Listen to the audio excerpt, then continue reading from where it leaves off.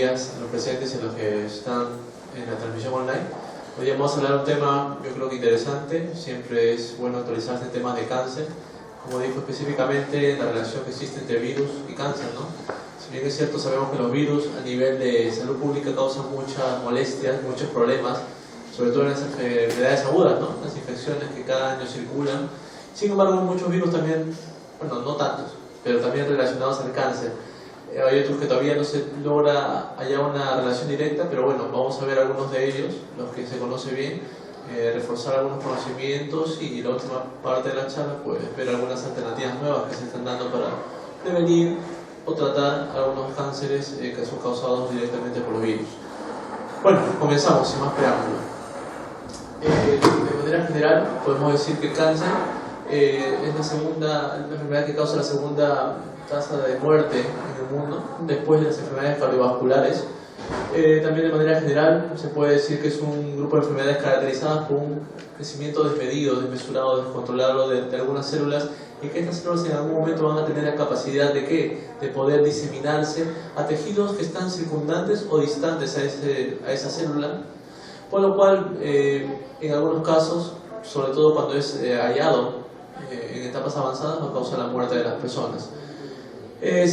El aumento de la incidencia del cáncer se ha visto incrementado de una manera correlacionada con el aumento de la esperanza de vida, ¿no? En estas últimas décadas se ha ido mejorando la calidad de vida, las personas son más longevas, sobre todo en los países primermundistas, y justamente el cáncer pues aparece en personas que tienen más edad en algunos casos.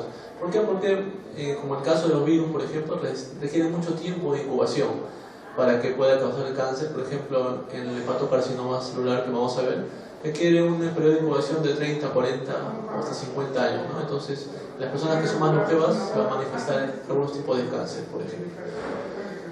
De manera general también, para enfocarnos un poco, el resultado del cáncer es un proceso que se puede dividir de manera general en dos partes, ¿no? En primer lugar, un aumento del número de células, de la proliferación de células en su lugar. Eso se denomina tumor o neoplasia.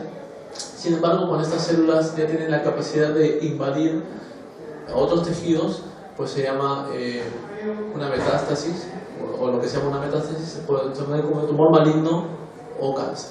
Entonces, siempre contamos, a veces preguntamos, ¿no?, que las personas hablan de tumores, pero no, sí, los tumores malignos son células que ya tienen capacidad de invadir otros tejidos. No necesariamente tiene que ser metástasis para que sea cáncer, sino la célula tiene que tener esas características de impasibilidad. Un poco ampliando más estos dos puntos, como les decía, si el aumento solo tiene lugar en el lugar donde se encuentra la célula normalmente, se llama un tumor benigno, ¿no? Y eso es curable mediante cirugía, ¿no? Podemos ver en la figura un acúmulo de células y si es por cirugía se puede curar. Sin embargo, cuando las células del tumor ya tienen esa capacidad, ¿no?, por la transformación celular que va a haber, por la oncogenicidad de algún factor, la célula va a adquirir la capacidad de penetrar al torrente sanguíneo y poder metastizarse, ¿no? Y eso ya se denomina tumor maligno o cáncer. ¿Okay? Entonces siempre van a tener esos dos conceptos separados: tumor benigno, tumor maligno, que es casi sinónimo de cáncer, ¿no? Y el tumor maligno tiene esa capacidad de hacer metástasis. No necesariamente para que haya cáncer, como les decía, tiene que haber metástasis, sino que estas células ya tienen la capacidad celular de poder invadir otros tejidos, ¿no?, y crecer descontroladamente. Por ejemplo, hay personas que sufren de cáncer de colon y como está tan avanzado, pues le operan, y a veces la operación también es un poco riesgoso, ¿no?, y pueden algunas células penetrar al torrente sanguíneo y al tiempo, si no funciona el tratamiento, como en muchos casos, pues puede desarrollar metástasis y salen tumores en el cerebro y todo eso, ¿no? Es un alcance. Respecto a las posibilidades de la herencia de las células que se alteran del cáncer, lo principal va a ser obviamente los cambios genéticos que puedan ocurrir, ¿no?, que van a ser ocasionados por diversos factores, como vamos a ver. Uno de ellos los virus, por ejemplo, ¿no? Entonces va a tener que haber necesariamente alteraciones en lo que es el material genético de la célula. Puede ser mutaciones o alteraciones epigenéticas también, como vemos. Y estas alteraciones epigenéticas no son necesariamente mutaciones en el genoma, sino son algunos cambios que se dan en la forma de expresión, ¿no? Entonces se alteran otros genes relacionados con el control de algunos genes, y eso va a permitir que se descontrole, ¿no? También se le llama que es monoclonal. ¿Por qué? Porque a partir de una célula va a ser capaz de ocasionar cáncer, ¿no? Entonces, por eso se denomina que es una enfermedad de alguna manera monoclonal, ¿no? Porque basta que una célula se modifique, se altere, para que pueda de alguna manera expandirse de una manera despedida.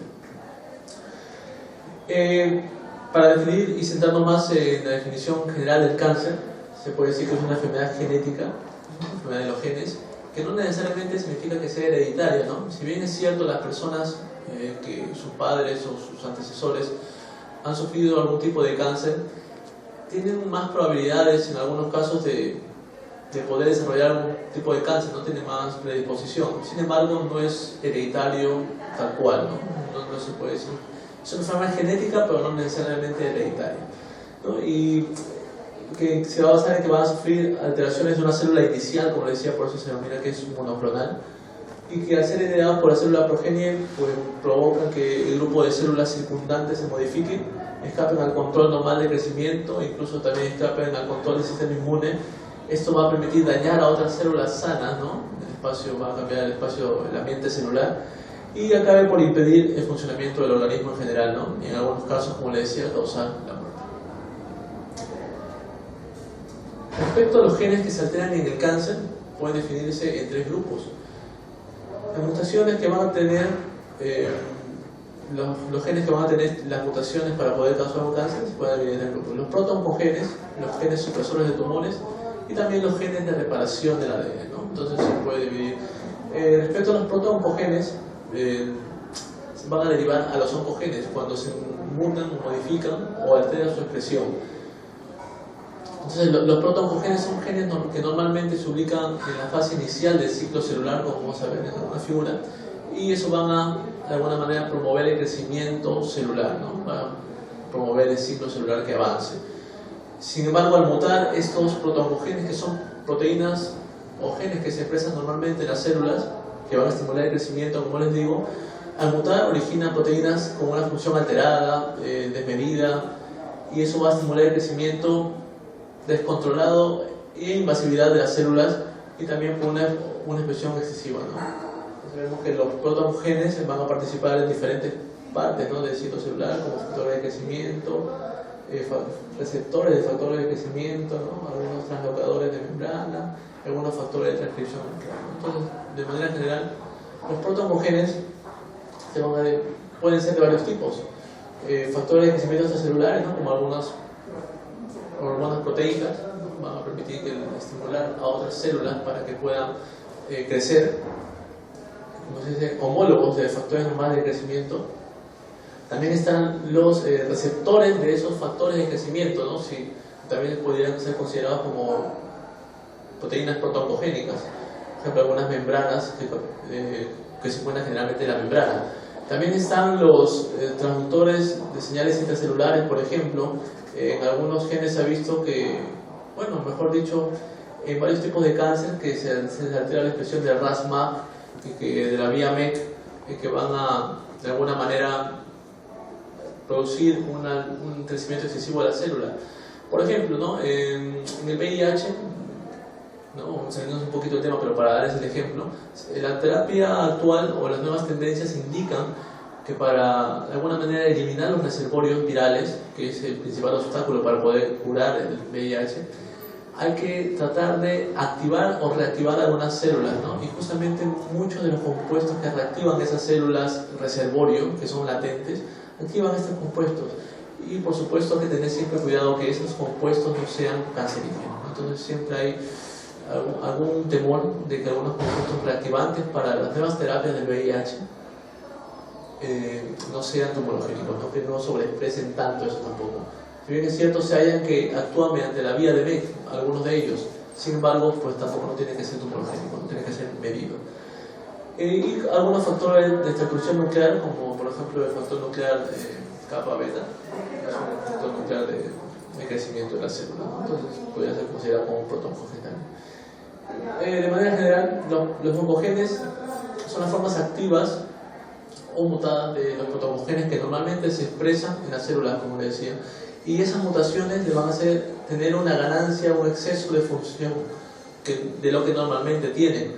Y es decir, tiene un efecto biológico al distinto que normalmente tiene, y eso le va a dar pues unas características de oncogenicidad o transformación celular.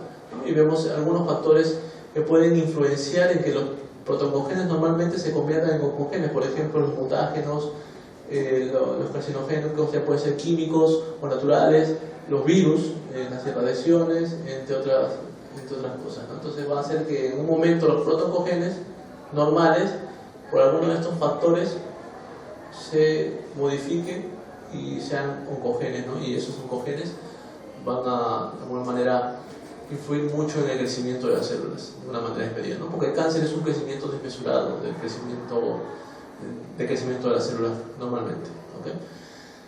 Como les digo, como les decía, se pueden activar o alterar los protooncogenes y convertirse en oncogenes por varios factores. Bueno, uno de ellos es por mutaciones en los genes normales, ¿no? Y eso va a alterar la función.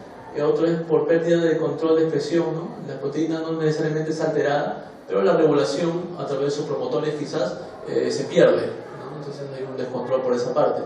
También está la función con otros promotores, entonces si de alguna manera pues algún promotor que no necesariamente se puede mutar, entonces se une a otros factores de transcripción y puede de alguna manera también descontrolarse. También se puede averiar que de alguna manera se pueden descontrolar por unas fallas en los genes supresores de tumores, que es lo que vamos a ver en el siguiente grupo de genes, y eso va de alguna manera descontrolar también el funcionamiento normal, ¿no? Dentro de los virus, que es lo que vamos a tratar hoy, hay algunos virus que portan oncogenes virales, ¿no? Sobre todo los retrovirus. Y vemos que los oncogenes virales, para diferenciarlos de los oncogenes celulares, se denominan pues con la letra V. Por ejemplo, en este caso el V1, este gen normalmente es requerido para la progresión del crecimiento celular y pase a la parte G1 del ciclo celular. Y normalmente se encuentra en algunos retrovirus de aves, ¿no? Siempre se toman como modelos celulares algunos retrovirus o virus que no necesariamente son humanos, ¿no? Porque a veces hay más modelos animales, celulares, y algunos resultados pueden ser transpolables para comparar con algunos virus humanos, por ejemplo, ¿no? Pero bueno, en este caso, y el mensaje de esto es que los oncogenes virales se diferencian en la nomenclatura por llevar una V delante, a diferencia de los oncogenes o protooncogenes celulares, ¿no? Que llevan una C normalmente, no de célula. Pero bueno, vemos los otros grupos de genes que se alteran en el cáncer son los genes supresores de tumores, ¿no? Como les decía, respecto a los protooncogenes, son genes que normalmente van a actuar al principio del ciclo celular. Entonces eso va a promover el crecimiento, va a hacer que de la fase G0 va de alguna manera a pasar a la fase G1 y va a poder que la célula vaya de alguna manera duplicando en algún momento su material genético, aumente su tamaño incluso, ¿no?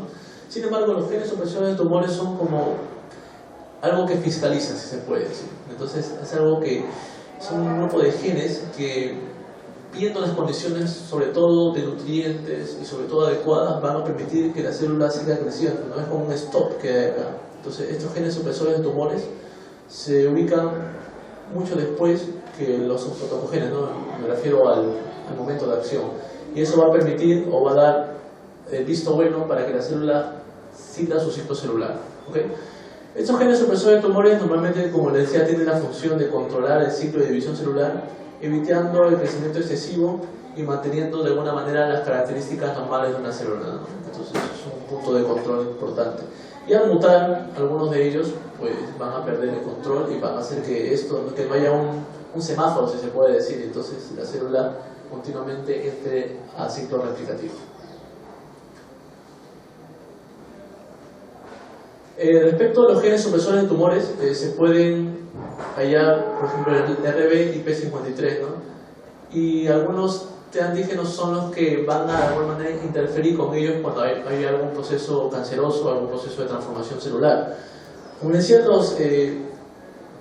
las proteínas RB, que significa proteína del retinoblastoma, y la P53 son reguladores negativos del ciclo celular, ¿no? Como decía, van a parar en algún momento la transcripción o el ciclo celular si no son las condiciones adecuadas.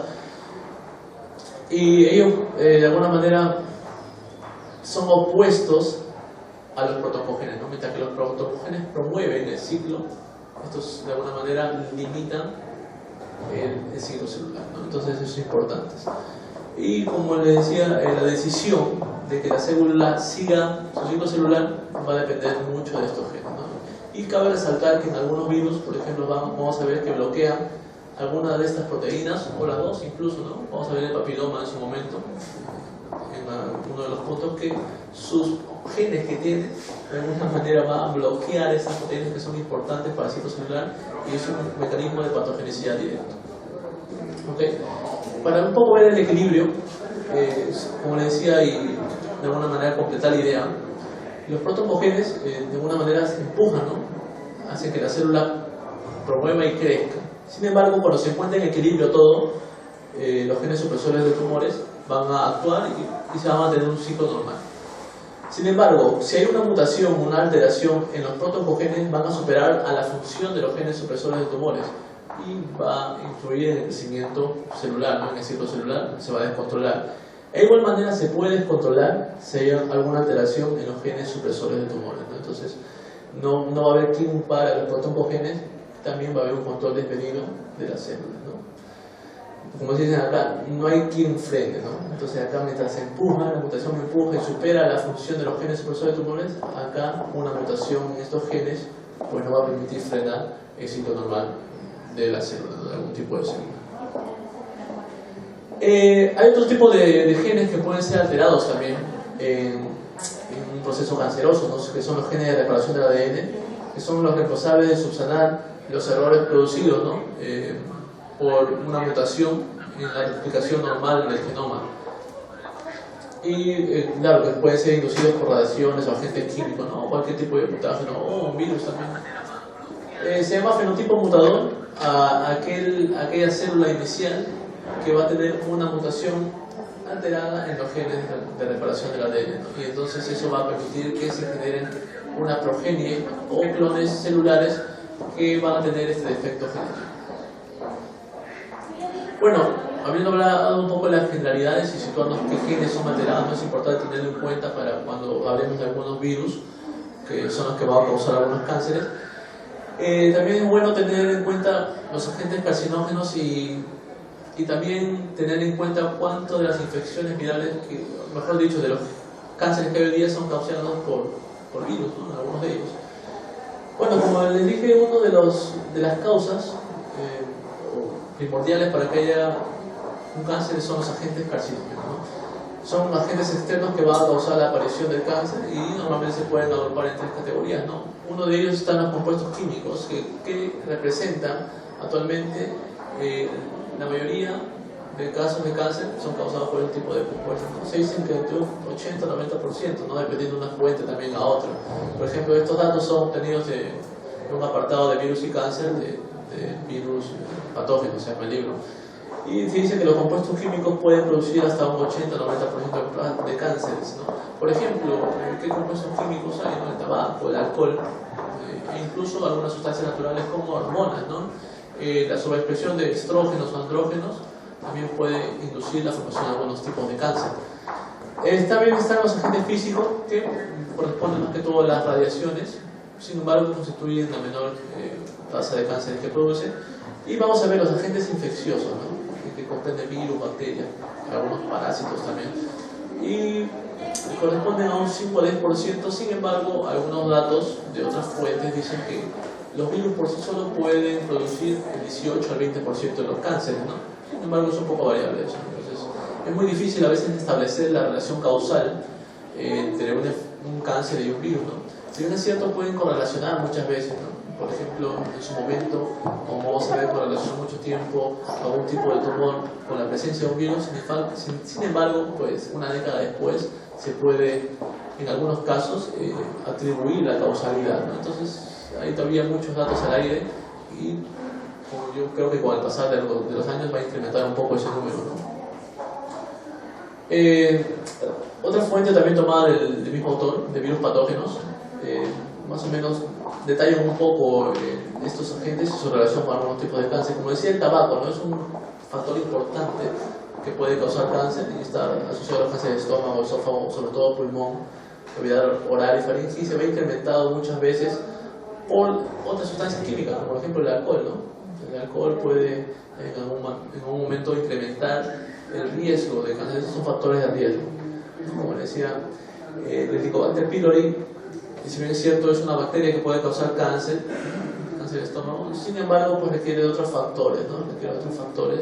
No por sí solo es muy difícil que cause. Requiere otros factores como el tabaco, las salazones, ahumados que se encuentran en algunos tipos de comidas, ¿no? Como decía, otros factores químicos pero naturales pueden ser las hormonas sexuales, ¿no? Por ejemplo, los estrógenos, que están relacionados con el cáncer de mama, los andrógenos con el cáncer de próstata y los estrógenos también con el cáncer de útero, ¿no? Entonces, una sobreexpresión o un exceso de estas hormonas puede también inducir el cáncer en su momento, ¿no? Todo tiene que estar controlado. Y como lo principal, bueno, las radiaciones pueden producir melanoma, pues, las radiaciones UV, ¿no? Mucho exceso o de exposición a los rayos del sol, que actualmente están bastante fuertes, yo creo que en gran parte del planeta, con el calentamiento global, encima está incrementando mucho los casos de cáncer de piel, melanoma, sobre todo pues en personas que son más caucásicas, ¿no? Que son más blanquitos, y ellos pueden de alguna manera tener más predisposición a desarrollar algunos tipos de cánceres, melanoma, por ejemplo, ¿no? También están los rayos X que pueden causar la leucemia, ¿no? Y en su momento también creo que Rosalind Franklin, que participó en el descubrimiento del ADN, también murió de algún tipo de cáncer asociado con las radiaciones. No, pero bueno, hoy día vamos a tratar de los virus, ¿no? Que producen algunos tipos de cáncer. Quizás sabemos algunos, otros vamos a profundizar un poco más de sus mecanismos de acción de los virus para entender el por qué causan muchos cánceres algunos de estos, ¿no? Y dentro de ellos están que pueden causar linfomas, cáncer de hígado, de cuello uterino, de esofaringio, ¿no? Y van a relacionarse con algunos tipos especiales de virus, ¿no? Los linfomas con algunos retrovirus, como el HTLV, por ejemplo. El VIH, vamos a hablar del VIH un par de diapositivas, pero no se ha llegado hasta el momento a hallar una relación directa con algún tipo de cáncer, ¿no? Si bien es cierto, algunos tipos de cáncer, como vamos a ver, son más prevalentes en las personas que son VIH positivos o incluso que tienen SIDA, ¿ya? Sin embargo, pues el VIH por sí no causa cáncer, ¿no? Entonces eso vamos a dejarlo claro. El hígado, el cáncer de hígado puede ser causado, que vamos a tratar los virus de la hepatitis B y C, el cáncer de cuello uterino, no solo el cuello uterino, sino cáncer anogenital, cáncer esofágico, cáncer de la cavidad oral, puede ser causado por el virus del papiloma humano. Hay algunas cepas, hay algunos genotipos que son más prevalentes y son más oncogénicos de los 100 que se han podido hallar actualmente. Y vamos a ver que el cáncer, pues el esofaringio también es un problema y es causado por el virus de Epstein-Barr, que también lo vamos a ver. Respecto a la aparición de cánceres en relación con las infecciones, se puede decir que los virus, bacterias, protozoos y otros microbios pueden producir cánceres, pero siempre asociados a otro factor, ¿no? Estos mecanismos por los cuales, sobre todo las bacterias, protozoos, pueden producir cáncer son indirectos o epigenéticos. Quiere decir que esos microorganismos en sí no tienen genes que van a causar cáncer, ¿no? Y tampoco, excepto los virus, se van a poder entrar a la célula. Muchos de ellos, por ejemplo, las bacterias, los parásitos tienen un ciclo normalmente extracelular, ¿no? Entonces la modificación del ambiente y lo que muchas veces causa cronicidad y una inflamación excesiva y una alteración del ambiente extracelular y factores epigenéticos van a, en su momento, de una manera indirecta, a causar cáncer. Sin embargo, dentro de los microbios, ¿no? O los agentes infecciosos, los virus sí pueden causar una acción carcinogénica directa, ¿no? Entonces es importante. ¿Por qué? Porque los virus, como sabemos, tienen un ciclo intracelular obligado. Entonces eso va a permitir que de alguna manera modifique el ambiente celular, modifique los genes, muchas veces aproveche del material genético o de las condiciones que le brinda la célula y modificarlo incluso, ¿no? Aparte de aprovecharse, modificarlo y poder causar cáncer, ¿no? Poder causar un descontrol. Por ejemplo, protozoos, ¿no? Se ha hallado que quizás el esquistosoma, en una infección crónica prolongada, puede estar asociado con algunos tipos de cánceres, ¿no? De hígado, por ejemplo. Las bacterias, como decía el Helicobacter pylori, asociado a otros factores, también puede causar un tipo de cáncer al estómago, ¿no? Y vemos y vamos a ver la idea en general, algunos virus de ellos. Las infecciones por sí solas no causan cáncer estrictamente, ¿no? Sino que las infecciones, ya sea independientemente de virus, parásitos, van a causar la transformación celular, ¿no? Y eso es lo que se da muchas veces poder medir en un laboratorio, la transformación celular. Sin embargo, ya la oncogenicidad o la oncogénesis va a darse o va a desarrollarse en un organismo completo, ¿no? Entonces eso es a veces muy difícil de medir en un laboratorio porque no hay modelos animales adecuados, pero vemos que para que haya oncogénesis primero debe haber una transformación celular, ¿no? Que puede ser en este caso ocasionado por algunos microbios, unos microorganismos. Sin embargo, el proceso de oncogénesis final va a depender de muchos otros factores epigenéticos externos o incluso genéticos, ¿no? La persona puede tener algún factor genético que asociados a alguna infección, por ejemplo, puede permitir que desarrolle cáncer más rápidamente comparado con otras personas. No, en este caso la inserción de oncogenes o inhibición de genes supresores de tumores causan la estimulación de la proliferación, y esto es más asociado a los virus, ¿no? Los virus vamos a ver que pueden insertar oncogenes, inhibir genes supresores de tumores y van a alterar las células, ¿no? Por ejemplo, como les decía, parte del proceso de oncogénesis tiene que haber una transformación celular, y eso lo van a inducir muchos microorganismos, dentro de ellos los virus también. Y las características de una célula transformada es que se vuelve inmortal, ¿no? Tiene un crecimiento indefinido. Además tiene esa pérdida de anclaje que tienen normalmente las células en cultivo celular, ¿no? Entonces así se evalúa en un laboratorio como una célula, por ejemplo la célula GILA, ¿no? Se utiliza mucho a nivel de investigación, independientemente para el virus que sea, y esto fue extraído a partir de un carcinoma de cuello uterino, si no me equivoco, de una paciente que se llama Enriqueta, no me acuerdo el apellido, Lance, me lo invento. Bueno, y a partir de ahí pues se extrajo esas células y actualmente son muy utilizadas en el mundo, ¿no? Pero vemos que son células que han perdido el control, han perdido esa capacidad de anclarse, crecen de una manera pues desmedida, ¿no? Tienen una pérdida de inhibición al contacto, ¿no? Las células normalmente que crecen en cultivos celulares pues se chocan entre ellas y limitan su crecimiento muchas veces a una monocapa. Sin embargo, las células transformadas, que pueden ser oncogénicas en su momento en un organismo, pueden perder estas características, no paran su crecimiento cuando ellas se chocan entre ellas, se apilan, crecen una sobre otra, pueden formar focos, ¿no? Pueden formar elevaciones. Entonces esas características son muy importantes, ¿no? Y tienen pocos requerimientos respecto a factores de crecimiento, ¿no? Entonces una célula que no es normalmente oncogénica pues necesita algunos factores de crecimiento como el suero, por ejemplo, en el laboratorio, ¿no? Sin embargo, estas células cuando se aíslan tienen esa capacidad de no requerir tanto, ¿no? No son exquisitas, si se puede decir. Entonces crecen, son buenas pobres, crecen así desmesuradamente y pues sin muchos factores de crecimiento, ¿no? Y como les digo, la transformación celular es un primer paso para la oncogénesis pueden ser causadas por los virus, ¿no? Y va a requerir de otros factores para que una célula sea cancerosa propiamente dicha. En otros casos de infección no necesariamente pues, va a causar inflamación crónica produciendo los radicales libres o especies reactivas de oxígeno o especies oxidativas del nitrógeno, ¿no? Que van a incrementar la oxidación del ambiente citoplasmático y van a alterar el ADN causando carcinogénesis, ¿no? Por mutaciones, la oxidación excesiva en el ambiente celular va a causar muchas veces mutaciones y eso puede en algún momento derivar un cáncer, ¿no? Entonces estas características también pueden ser causadas por las infecciones, ¿no? Y dentro de las virales también. De otra manera que se puede relacionar las infecciones con el cáncer es que la muerte de las células debido a la infección puede provocar de manera indirecta una reacción compensatoria, ¿no? Por ejemplo, como vamos a ver, aunque se ha visto más casos últimamente de otros factores, por lo general hasta hace unos años se creía que el virus de la hepatitis B o C que causa carcinoma hepatocelular en las etapas crónicas, generalmente el cáncer era por un proceso de regeneración celular excesiva, ¿no? El ambiente externo se se alteraba, ¿no? Produciendo, por ejemplo, las células se vuelven fibróticas, cirróticas, ¿no? Entonces las células circundantes, con el tal de compensar ese espacio que se va quedando, pues producía un exceso de células. Sin embargo, últimamente, como vamos a ver, se han descrito otros factores que pueden ser, que pueden estar involucrados directamente con la aparición de cáncer en estos tipos de virus, ¿no?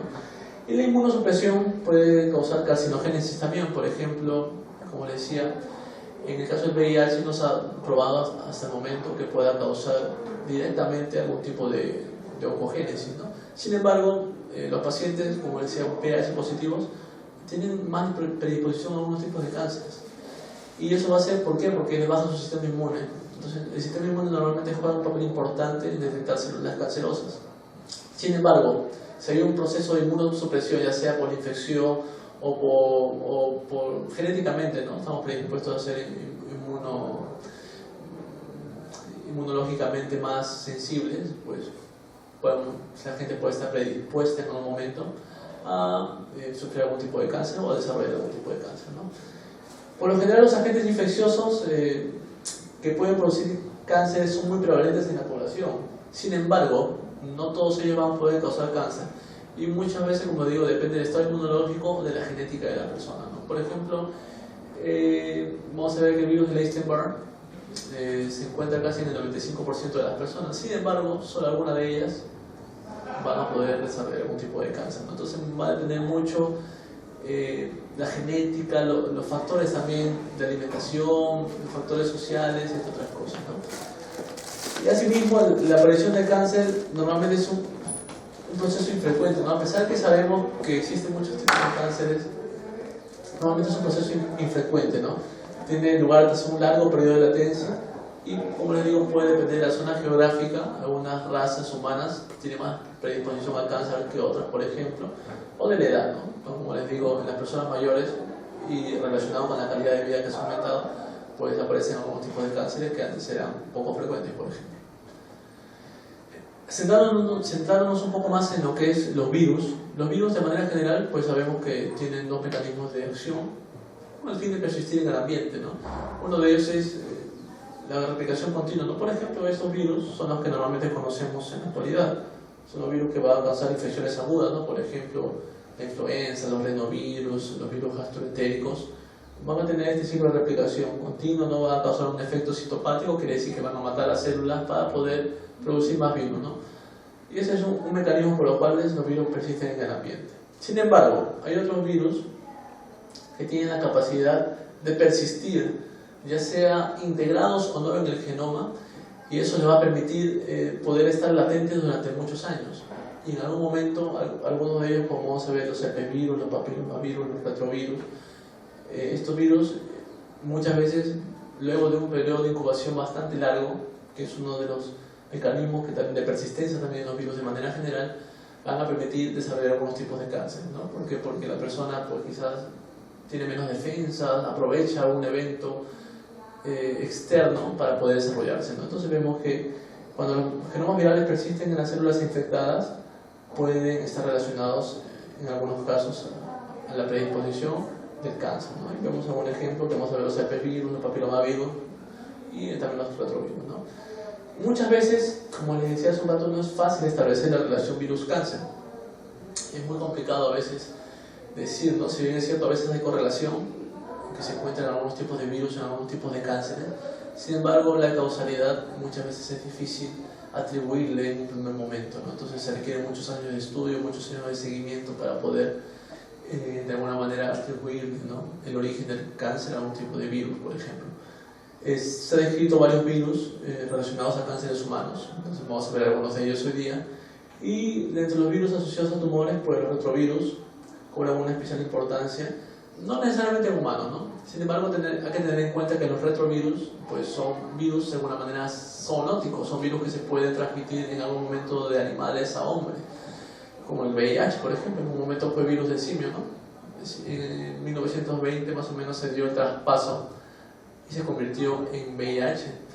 Y vemos que siempre hay esa potencialidad, ¿no? Siempre hay que tenerlo muy en cuenta. A pesar de que los tumores mayormente retrovirales, causados por retrovirus, son más frecuentes en animales, hay muchos modelos animales para estudiarlos en el laboratorio, En humanos todavía no se asocian tumores asociados al retrovirus. ¿Okay? Como les decía, muchas veces es difícil atribuirle causalidad a los virus que pueden causar un cáncer. Sin embargo, pues como les digo, muchas veces hay correlación, ¿no? Por ejemplo, los retrovirus endógenos, ¿no? Que son provirus, que ya están integrados en nuestro genoma, en nuestro ADN, y se transmite de manera vertical por la línea germinal, ¿no? Entonces, cuando la persona se reproduce, pues va a transmitir como parte del genoma, ¿no? 8% del genoma puede estar constituido por el retrovirus, ¿no? Que son retroelementos. Sin embargo, vemos que algunos retrovirus se activan, ¿no? Y eso es un poco curioso, ¿no? Por ejemplo, algunos casos de melanoma, ¿no? Cáncer de piel. Entonces, algunos de estos retrovirus se activan y pueden ser en algunos casos indicadores, ¿no? O marcadores moleculares que van a permitir quizás asociarlos a algún tipo de cáncer, ¿no? Sin embargo, todavía esto no está muy claro, se hace mucha en fase de investigación. Sin embargo, atribuirlo a la clínica es un proceso complicado, ¿no? Como les decía, algunos retrovirus endógenos, ¿no? Que son virus que se transmiten desde miles de años atrás, pero que no son infecciosos, simplemente se transmiten como parte del genoma, ¿no? Y vemos que algunos de ellos se activan en algunos tipos de cánceres, como el melanoma, por ejemplo, y eso e incluso algunos retrovirus también endógenos se elevan en un cáncer de mama, ¿no? Entonces puede ser un marcador, un biomarcador, ¿no? Que puede permitir una detección temprana. Sin embargo, no sabemos si estos retrovirus está influenciando de alguna manera, si bien estos se expresan, se sobreexpresan, pero no sabemos si exactamente va a tener alguna influencia en la oncogénesis, ¿no? Entonces, como les decía, es muy difícil atribuirle la responsabilidad de muchos cánceres a los virus, ¿no? A pesar de que se ve su presencia ahí en la enfermedad, pero no significa necesariamente que esté causándola. Como les decía, los virus pueden afectar el ciclo celular. Hemos visto que los protoncogenes van a estimular el crecimiento celular y los genes supresores de tumores que no se ven de alguna manera van a limitar, dependiendo obviamente las características, dependiendo del ambiente en el que se encuentra la célula. Sin embargo, vemos que los virus pueden alterar en cualquiera de las etapas el ciclo celular y transformar la célula. Por ejemplo, mayormente relacionados con los protoncogenes se encuentran los retrovirus, ¿no? Los retrovirus mayormente van a actuar a este nivel, ¿no? Conjuntamente los protoncogenes. Pueden activar protoncogenes dependiendo también de su lugar de inserción, porque sabemos que los retrovirus son virus que tienen la capacidad de integrar su genoma en el nuestro, ¿no? En las células, mejor dicho, en las células independientes, ¿no? En animales, humanos que pueden infectar. Y los retrovirus normalmente van a estar relacionados con los protoncogenes. Pueden cortar protoncogenes, pueden activar protoncogenes si se insertan en un promotor cerca, por ejemplo. O los genes supresores de tumores pueden ser alterados, su función pueden ser bloqueados por los virus generalmente que son de tipo ADN, ¿no? Entonces vamos a ver que los papilomas, por ejemplo, los papilomavirus, que van a interferir sobre todo en esta etapa, ¿no? Entonces siempre hay esa etapa diferenciada, ¿no? Entre los retrovirus que actúan por esta parte y los virus ADN que actúan a este nivel, ¿no? Entonces, para diferenciar un poco cómo actúan los virus y centrarnos cuando vayamos a ver los virus en específico. Los virus oncogénicos, hay varios descritos ya. Hay varios virus que se han descrito ya que pueden causar oncogenicidad. Y dentro de ellos están los virus ARN, como decía, los retrovirus, uno de ellos, el HTLV, por ejemplo. Están los flavivirus, el virus de la hepatitis C, para ser específico. También se encuentran los virus ADN. Se encuentran los hepatavirus, que son virus de la hepatitis B, que lo vamos a ver hoy. Los herpesvirus están contidos en el virus del Epstein-Barr, también el virus del sarcoma de Kaposi. También están los papilomavirus, que van a causar obviamente el cáncer de cuello uterino por el virus del papiloma humano. Están los polimavirus, ¿no? Que pueden causar, eso no vamos a tocar hoy día, ¿no? Pero pueden causar varios tumores sólidos en humanos. Por ejemplo, se encuentra el virus BK, no es vacilo de coche, virus BK así se llama, y virus JC. Entonces son virus ADN de tipo poliomavirus que pueden causar tumores, y también van a estar algunos parvovirus, no, mejor dicho posvirus, que mixomas y fibromas, ¿no? Pero sin embargo vamos a detallar solo algunos de estos, ¿no? Y vemos que se asocian muchas veces de diferentes partes del cuerpo, y vamos a ver. Respecto a los cánceres asociados a virus, se diferencia siempre la epidemiología tanto en hombres como en mujeres, ¿no? En mujeres, si bien es cierto, el cáncer más prevalente es el cáncer de cervix o de cuello uterino, seguido por el cáncer de hígado, cáncer nasofaringeo, de células T, entre otros. Sin embargo, la primera causa de cáncer, o el cáncer más prevalente en varones, va a ser el cáncer de hígado. Entonces, está muy relacionado con las costumbres sociales, ¿no? Entonces, sabemos que el cáncer de hígado, si bien es cierto, puede ser causado por los virus. Obviamente las costumbres sociales, por ejemplo el alcohol, puede incrementar ese factor de riesgo, ¿no? Entonces, estos son solo los cánceres asociados a virus, ¿no? Sin embargo, en el mundo pues vemos que hay otros tipos de cánceres, como el cáncer de mama, que no es necesariamente causado por un virus, que causa mucha más mortalidad. El cáncer de colon, por ejemplo, también, y vemos que va a causar más mortalidad o más casos en el mundo, ¿no? Entonces, pero específicamente dentro de los cánceres asociados a virus, el de cervix es más prevalente en las mujeres y el del hígado es más prevalente en varones, ¿no? Para tener en cuenta. Vamos a tomar primero los retrovirus, ¿no? Que actúan muchos de ellos en la primera etapa del ciclo celular, ¿no? Están relacionados con los protoncogenes, como les decía. Los retrovirus pueden transformar las células a través de principalmente 3 mecanismos, ¿no? Pueden formar tumores rápidamente. Bueno, esto no se ha descrito mucho para humanos, simplemente cabe mencionarlo, ¿no? El RCV, el virus de sarcoma de Rose, que es el virus a partir del cual se inició los estudios para poder encontrar oncogenes en retrovirus, ¿no? Entonces es interesante. En su momento el Dr. Rose halló que infectando pollos sanos con células que extraía de tumores de pollos enfermos, ¿no? Que desarrollaban algún tipo de tumores, vio que podía inducir el cáncer. Entonces es de alguna manera un cáncer transmisible, ¿no? En su momento lo describió, ¿no? Y después vio que estaban involucrados un tipo de virus en este tipo de cáncer, ¿no? En este tipo de tumores. Pero bueno, es importante el nivel de biología molecular saber esto, ¿no? Que esto que les digo del virus de sarcoma de Rose, que fue muy importante en su momento. Actualmente todavía se investiga, pero es un modelo muy bueno que permitió descubrir los oncogenes en retrovirus, ¿no? Vemos que estos virus pues tienen oncogenes dominantes y pueden producir tumores rápidamente, ¿no? Como decía, está el virus de sarcoma de Rose, son retrovirus transductores, se puede definir de esa manera. Hay otros virus, como el virus de la leucosis aviar, que también es poco frecuente en humanos, este tipo de virus, que causan tumores, pero de una manera más lenta, ¿no? Puede tener una cinética intermedia y puede demorar meses en producir algún tipo de tumor, ¿no? Como le digo, está el virus de la leucosis aviar, y son retrovirus que activan el CIS, así se llama, estos CIS activadores, ¿no? Y como les decía, esto no se encuentra en humanos tampoco. Sin embargo, hay virus que pueden de alguna manera inducir la formación de tumores, pero de una manera más lenta, ¿no? Y dentro de ellos se encuentra el HTLV, que sí causa infección en humanos, ¿no? El Human T Lymphotropic Virus, que va a causar la leucemia de células T en adultos, y vemos que va a requerir años de incubación, o años de, no de incubación, sino años de latencia para que pueda causar algún tipo de cáncer, ¿no? Como la leucemia, como les digo, en personas adultas principalmente. Y va a ser porque esos virus llevan oncogenes que no son necesariamente dominantes, ¿no? A comparación de los primeros, y son virus o retrovirus transactivadores, así se les puede denominar, ¿okay? Entonces vemos que hay diferentes mecanismos por el cual los retrovirus pueden producir cánceres, y bueno, por ahora en humanos se ha descrito que eso no puede ser transactivadores, ¿no? Como el HTLV, por ejemplo. Y de manera gráfica, como les decía, los virus transductores tienen oncogenes introducidos dentro de su genoma, entonces por eso van a causar tumores rápidamente. Los virus cis activadores pues se integran muy cerca de algunos oncogenes celulares, y eso va a permitir que en algún momento puedan expresarlos, ¿no? Son virus de cinética intermedia.